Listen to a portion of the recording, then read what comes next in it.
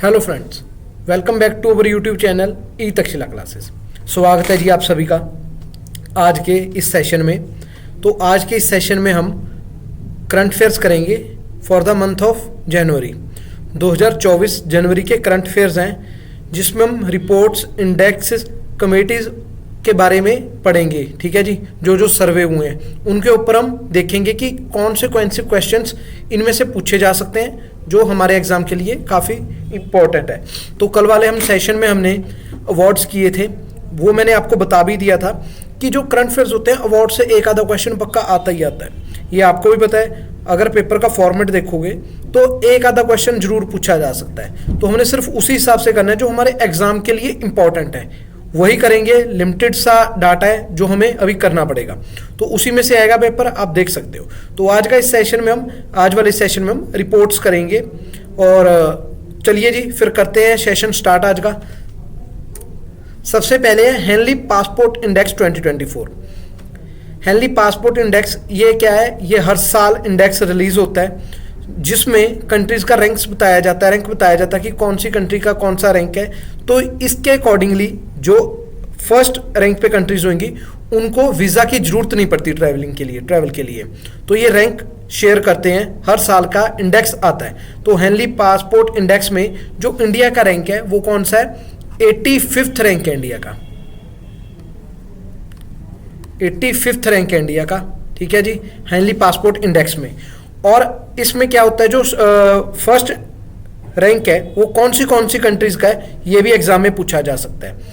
तो first rank है European Nations में फ्रांस, जर्मनी, इटली और स्पेन। एशिया में जापान, सिंगापुर, इनका जो है वो रैंक 1 है। ठीक है जी, यहाँ पे आप देख सकते हो फ्रांस होगी, जर्मनी, इटली, स्पेन, इनका रैंक फर्स्ट है। टॉप स्पॉट पे ये कंट्रीज हैं। एशिया में जापान और सिंगापुर आ गई। और अगर मैं रैंक सेकंड की बात करूं, वो आगे अपनी फिनलैंड, स्वीडन और South Korea. Australia, Denmark, Ireland, Netherland ये थर्ड स्पॉट पे हैं। ठीक है, ये आपसे एग्जाम में पूछा जा सकता है। मेनली हमसे क्या पूछेंगे? इंडिया का ही रैंक पूछेंगे हेनली पासपोर्ट में, जो आपने याद रखना है 85th रैंक इंडिया का है। फर्स्ट रैंक पे फ्रांस, जर्मनी, इटली, स्पेन ये कंट्रीज हैं। और मैं आपको थोड़ा साथ में और बता देता हूं, जो लोएस्ट रैंक है जिन कंट्रीज का वो कौन सी हैं। पाकिस्तान है जिसका रैंक 106 है, इराक का रैंक है 107, सीरिया 108 और अफगानिस्तान 109। ठीक है जी, याद रखने के लिए मैं बार बार बोल रहा हूं, इंडिया का रैंक याद रखना है और फर्स्ट कौन सी कंट्री आई है वो एक लास्ट देख लेना, अफगानिस्तान। बस ये एग्जाम में पूछेगा। ये बीच वाला ऑस्ट्रेलिया बोल दिया था। ऑस्ट्रिया, डेनमार्क, आयरलैंड, इनका कोई नहीं पूछेगा आपसे। इंडिया का रैंक फर्स्ट और लास्ट रैंक किसका है, ये आपसे पूछे जा सकते हैं। नेक्स्ट आ जाइए NITI Aayog report on poverty. NITI Aayog की रिपोर्ट है पॉवर्टी पे। इंडिया में क्या है कि जो पॉवर्टी है वो क्या हुई है, 24.82 करोड़ लोगों ने पॉवर्टी से ऊपर उठे हैं in the last 9 years. India में पॉवर्टी कम हुई है पिछले 9 सालों में, ये नीति आयोग की रिपोर्ट के अकॉर्डिंगली बताया जा रहा है। कुछ इंपॉर्टेंट फाइंडिंग्स हैं रिपोर्ट में। पता चला है कि जो रिडक्शन है पॉवर्टी में, मल्टी डायमेंशनल पॉवर्टी में, वो इंडिया में 17% थी 2013 और 14 में, और अब 22-23 में वो 11.28% पे आ चुकी है। काफी ज्यादा रिडक्शन हुआ है मल्टी डायमेंशनल पॉवर्टी में। दूसरी एक और इसमें हमें पता चला है, जो ये पॉवर्टी थी ये मेजर कौन से पैरामीटर्स पे की गई थी। एक तो इंप्रूवमेंट हुआ है हेल्थ में, एजुकेशन में, लिविंग स्टैंडर्ड में, और इन चीजों में क्या हुआ है, लोगों में इंप्रूवमेंट आई है, लोगों के रहने सहने में। तो इन डायमेंशंस पे, इन पैरामीटर्स पे ये पॉवर्टी, जो मल्टी डायमेंशनल पॉवर्टी की रिपोर्ट है, ये मेजर की गई है। और कुछ स्टेट्स हैं जहां पे काफी ज्यादा डिक्लाइन आया पॉवर्टी में, वो कौन सी है? उत्तर प्रदेश, बिहार, मध्य प्रदेश, इनमें सबसे ज्यादा रिकॉर्ड किया गया कि पॉवर्टी में डिक्लाइन आया इन स्टेट्स में। जो टॉप 5 पुअर स्टेट्स हैं वो कौन सी है? बिहार, झारखंड, मेघालय, यूपी और एमपी, मध्य प्रदेश। तो ये 5 पुअर स्टेट्स थी। और इंडिया में गवर्नमेंट का क्या गोल है? गोल ये है कि जो मल्टी डायमेंशनल पॉवर्टी है उसको 1% से भी नीचे लेके आना है। तो अभी क्या हुई है, 29.17% से ये 11.28% पे आ चुकी है, जो काफी ज्यादा रिडक्शन है मल्टी डायमेंशनल पॉवर्टी में। अब इसको कहां पे लेके आएंगे, 1% से भी कम लेके आना है, ये हमारा गोल है गवर्नमेंट का। ठीक है जी, रिपोर्ट के अकॉर्डिंगली ये कोई नहीं पूछेगा कितने करोड़ लोगों ने एस्केप किया है मल्टी डायमेंशनल पॉवर्टी को, ये आपसे कुछ नहीं पूछेगा। पैरामीटर मैंने आपको बता दिए किन पैरामीटर्स पे इनको चेक किया गया है। ठीक है जी, रिपोर्ट किसकी है, ये नीति आयोग की रिपोर्ट थी, ये याद रखिएगा, ये पूछा जा सकता है। नेक्स्ट आ जाओ, valuable IT brand in global list. तो ग्लोबल लिस्ट में कौन सी आईटी ब्रांड जो वैल्यूएबल है वो देखेंगे। ये रिपोर्ट जो लेटेस्ट ब्रांड फाइनेंस रिपोर्ट होती है, इसमें वर्ल्ड की top 10 most valuable IT service brands को शामिल किया जाता है, लेटेस्ट ब्रांड फाइनेंस रिपोर्ट 2024 की। तो इसमें टॉप पोजीशन पे तो असेंचर है, जो वर्ल्ड की most valuable IT service brand है, बट दूसरे स्थान पे टीसीएस है, टाटा कंसल्टेंसी सर्विसेज, वो दूसरे स्पॉट पे है जहां पे उनकी ब्रांड वैल्यू में 11% राइज हुआ है, जो कि उनकी वैल्यू कितनी हो चुकी है, 19.2 बिलियन टाटा कंसल्टेंसी सर्विसेज में। याद रखिएगा फर्स्ट पे कौन है, असेंचर। तो first most valuable IT service brand कौन सा है, ये याद रखिएगा, और सेकंड पे कौन सा है, टाटा कंसल्टेंसी सर्विसेज। इनका आपसे ये नहीं पूछेंगे ब्रांड वैल्यू कितनी है, ठीक है, बस ये याद रखना है। लेटेस्ट ब्रांड फाइनेंस रिपोर्ट थी 2024 की। नेक्स्ट आ जाओ, global fire power ranking 2024। Global fire power ranking है 2024 की, उसमें इंडिया का जो रैंक है वो 4th है ग्लोबल फायर पावर रैंकिंग में। है क्या ये global fire power ranking, GFP, ये वैल्यूट्स करती है कौन से पैरामीटर्स है जिन पे ये रैंकिंग मिलती है। ये मिलिट्री कैपेबिलिटीज देखी जाती हैं इसमें, जो कौन से फैक्टर्स पे होती हैं। ये फैक्टर्स कौन से हैं, man power, equipment, natural resources, finance and geography, crossland, sea और एयर। तो इन जो ये फैक्टर्स हैं इन पे बेस होती है ये जो ग्लोबल फायर पावर रैंकिंग होती है। तो इसमें इंडिया 4th पोजीशन पे है, टॉप पोजीशन पे यूएस आर्मी है मिलिट्री स्ट्रेंथ रैंकिंग, और उसको फॉलो कौन सा कंट्री करती है, दूसरे पोजीशन पे है रशिया, फिर चाइना, और फिर कौन सी है, हमारा देश भारत, इंडिया 4थे नंबर पे है ग्लोबल फायर पावर रैंकिंग में। पाकिस्तान 9th नंबर पे है, और इटली टॉप 10 में 10वें नंबर पे है। मेन मैं बार बार बोल रहा हूं, कौन से पूछे जाएंगे, टॉप रैंक पूछा जाएगा और इंडिया का रैंक पूछा जाएगा। इंडिया का रैंक 4th है ग्लोबल फायर पावर रैंकिंग में। ये भी आपको पता चल चुका है कि कौन से फैक्टर्स हैं जिन पे ये बेस्ड होती है global fire power ranking. Next आ जाओ, international labour organisation ILO report. Indian labour organisation की रिपोर्ट है 2024 की, जिसमें उन्होंने बताया कि जो नौकरियां वो बहुत कम होंगी, जॉबलेसनेस विल इंक्रीज थ्रू 2024। 2024 में अनएम्प्लॉयमेंट बढ़ेगी क्योंकि ग्लोबल जो ग्रोथ है वो भी कम हो रही है और इन्फ्लेशन काफ़ी बढ़ रही है और वेजेस स्टेगनेंट है, जो बढ़ नहीं रही, एक ही पॉइंट पे रुकी हुई हैं। तो उसके कारण अनएम्प्लॉयमेंट काफ़ी ज़्यादा आएगी, जॉबलेसनेस होएगी।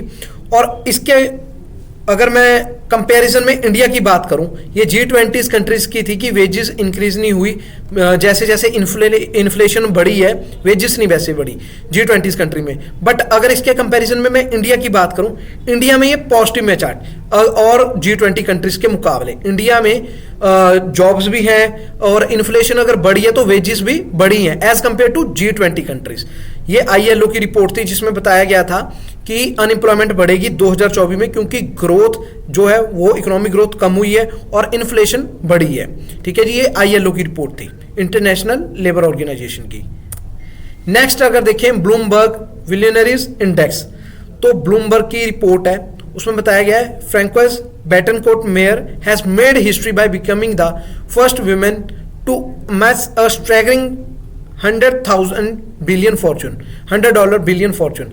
तो भाई ये फ्रैंकोइस बेटनकोर्ट मेयर्स ये लॉरियल कंपनी के ऑनर है, मालिक हैं। तो उनके शेयर्स में बहुत ज़्यादा उछाल देखा गया है, काफ़ी ज़्यादा उछाल। 1998 के बाद ये ईयर माना जाता है कि काफ़ी ज़्यादा उछाल आया है इनकी उसमें कंपनी के स्टॉक्स में, जिसके कारण ये क्या बन चुकी हैं, फर्स्ट वुमेन बन चुकी हैं जिन्होंने 100 बिलियन की फॉर्चून अचीव कर ली है इन्होंने, और ये 12th रिचेस्ट पर्सन बन चुके हैं ग्लोबली वर्ल्ड वाइड। ठीक है जी, Francoise Bettencourt Meyers L'Oreal company इनके ग्रैंडफादर के द्वारा स्टार्ट की गई थी, ब्यूटी प्रोडक्ट कंपनी है ये।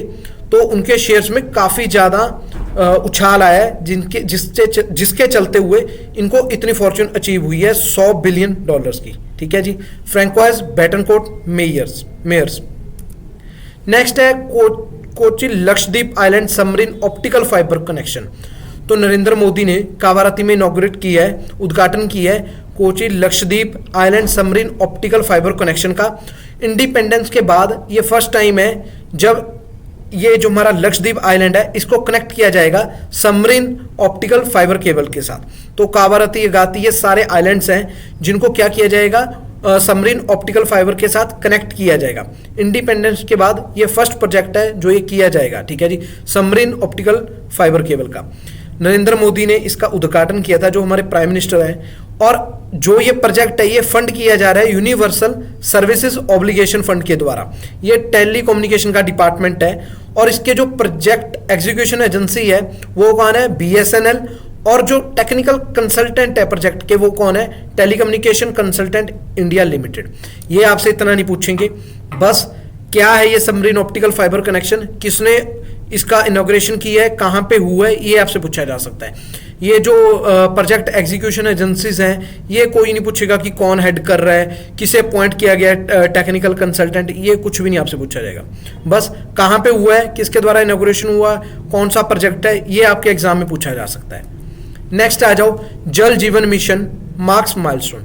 जल जीवन मिशन क्या है, इसमें क्या है, जल जीवन मिशन में रूरल एरियाज में हर घर पानी पहुंचाना है, टैप वाटर को वहां पे पहुंचाना है, अवेलेबल करवाना है। ये मिशन है जल जीवन का, जिसमें अभी तक 14 करोड़ रूरल हाउस होल्ड्स को टैप वाटर प्रोवाइड करवा दिया गया है। 2 लाख विलेजेस 161 डिस्ट्रिक्ट्स में हर घर जल स्कीम है, पहुंच चुकी है। तो है क्या ये जल जीवन मिशन की जो हमारे रूरल एरियाज है वहां पे ड्रिंकिंग वाटर अवेलेबल हो सके, टैप वाटर अवेलेबल हो सके, ये है जल जीवन मिशन हमारा, जिसमें से 2 लाख विलेजेस ने इसको अचीव भी कर लिया है जहां पे हर घर जल है।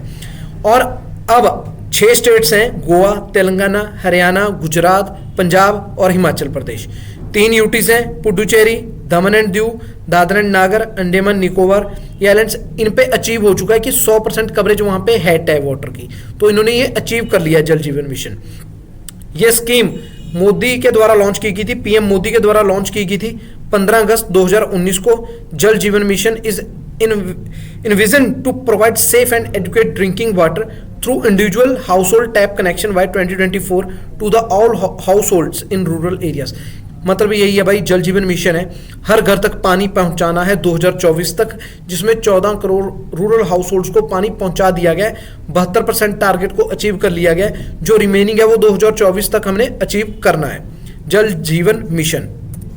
नेक्स्ट है, जम्मू कश्मीर पहली यूटी बन चुकी है जहां पे पीएम विश्वकर्मा योजना पहुंचा दी गई है, इंप्लीमेंट हो चुकी है क्या है ये पीएम विश्वकर्मा योजना? विश्वकर्मा से ही हमें पता चलता है कि जो हाथ से काम करते हैं, मेहनत करते हैं, ठीक है जी, आर्टिसंस हैं, कीर्ति लोग हैं, उनको काम सिखाना, ट्रेनिंग देनी और उनको काम दिलवाना, ये है पीएम विश्वकर्मा योजना। लॉन्च की गई थी ये 2023 में, सितंबर में अनाउंस हुई थी ये 15 अगस्त को 2023 में। ये है किसके अंडर, कौन सी मिनिस्ट्री के अंडर आता है ये आ रहा है, सेंट्रल सेक्टर स्कीम है, ministry of micro small and medium enterprise, MSMES के अंडर आती है ये पीएम विश्वकर्मा योजना। तो क्या है, इसमें ट्रेनिंग दी जाएगी, जो हैंडक्राफ्ट पर्सन है, जो बुनाई का या कढ़ाई का कुछ भी काम करते हैं, उनको ट्रेनिंग दी जाएगी और उस टाइम डेली 500 की वेजेस उनको दी जाएगी और बाद में उनको एक 15,000 की जो ट्रेन किट होगी, टूल किट, वो उन ट्रेन लोगों को दी जाएगी विश्वकर्मा योजना के तहत। और जम्मू कश्मीर पहली यूटी बनी है जिसने इस योजना को इम्प्लीमेंट की है।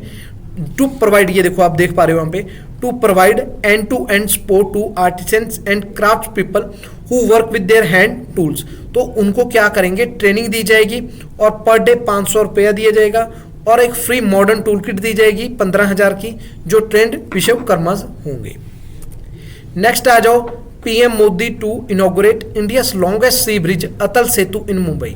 अभी रिसेंट हमने न्यूज में भी देखा था, काफी ज्यादा चर्चा में था अटल सेतु की, लॉन्गेस्ट सी ब्रिज है ये, बट उस पर आप उसके बाद में जब इनॉग्रेशन हुई थी उसके बाद आपने देखा था कि लोग कैसे वहाँ पे गंद डाल रहे थे, उसके ऊपर काफ़ी आपने देखा होगा सोशल मीडिया पे ये चल रहा था। तो ये अभी न्यूज़ में था। अटल सेतु ब्रिज है, सी ब्रिज है, जो मुंबई में इनॉग्रेट किया गया है पीएम मोदी द्वारा। इसको और क्या बोला जाता है, Mumbai trans harbour link MTHL, इस अटल सेतु ब्रिज को। ये लॉन्गेस्ट ब्रिज है इंडिया में और लॉन्गेस्ट सी ब्रिज भी है साथ के साथ में। 21.8 किलोमीटर 6 लेन ब्रिज है ये, जिसमें से किलोमीटर्स मैं फिर बोल रहा हूँ, कोई नहीं पूछेगा बट आपको एक थोड़ा सा आइडिया हो जाएगा। 16.5 किलोमीटर तो ये सी ब्रिज है और 5.5 किलोमीटर ये लैंड पे है। तो ये क्या है, लॉन्गेस्ट सी ब्रिज है इंडिया का, अटल सेतु। कहाँ पे, मुंबई में है, इनॉग्रेट किया गया है पीएम मोदी द्वारा। ये एग्जाम में पक्का आ सकता है क्वेश्चन, इसको याद रखिएगा। नेक्स्ट आ जाओ, फाइनेंस कमीशन। 16वां फाइनेंस कमीशन था जिसका गठन किया गया था गवर्नमेंट ऑफ इंडिया के द्वारा, और इसके हेड कौन होंगे, चेयरमैन कौन होंगे, doctor Arvind Panagariya. Former vice chairman थे ये नीति आयोग के, प्रोफेसर है कोलंबिया यूनिवर्सिटी में। तो ये क्या होंगे, ये चेयरमैन होंगे 16th फाइनेंस कमीशन के। Shri Ritvik Ranjanam Pandey has been appointed as secretary to the commission. तो जो सेक्रेटरी होंगे वो कौन होंगे, श्री ऋत्विक रंजनम पांडे। जरूर याद रखिएगा कौन चेयरमैन है, कौन सा फाइनेंस कमीशन है, 16th फाइनेंस कमीशन था, इसके चेयरमैन का नाम जरूर याद रखिएगा। नेक्स्ट आ जाता है हमारा प्रधानमंत्री आवास योजना ग्रामीण।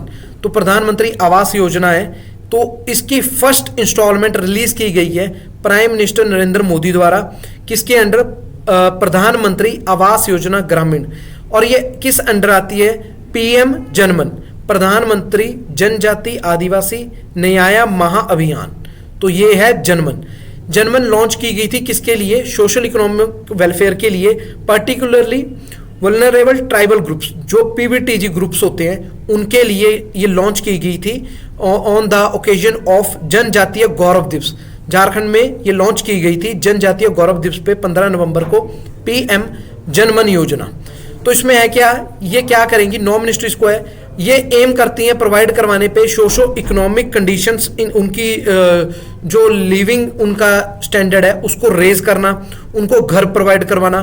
तो ये कुछ फैक्टर्स हैं जिन पे ये काम करेंगे, जैसे safe house, clean drinking water, sanitation, improved access to education, health and nutrition, electricity, road and telecom connectivity. तो ये कुछ हैं जो जिन पैरामीटर्स पे इनको लिविंग स्टैंडर्ड इनका रेज करना, अच्छी एजुकेशन मिल सके, ड्रिंकिंग वाटर मिल सके, तो ये योजना उस पे बनाई गई है प्रधानमंत्री आवास योजना, ताकि उन लोगों को इस योजना का लाभ मिल सके। कौन से, पीएम जनमन। इसमें आ जाते हैं हमारे पर्टिकुलरली वल्नरेबल ट्राइबल ग्रुप्स आ जाते हैं, जिनको इन जो ये योजना है उसका लाभ पहुंचाना है। ये मेन मोटिव है इस योजना का। तो दोस्तों ये थे आज के जनवरी के हमारे करंट अफेयर्स रिपोर्ट्स और इंडेक्सेस, जो हमारी गवर्नमेंट की तरफ से रिपोर्ट स्कीम्स लॉन्च की गई हैं। तो ये जनवरी के मंथ के हमने कवर कर लिए हैं। तो वीडियो को लाइक कीजिएगा, शेयर कीजिएगा और चैनल को सब्सक्राइब कीजिएगा। थैंक यू दोस्तों एंड जय हिंद।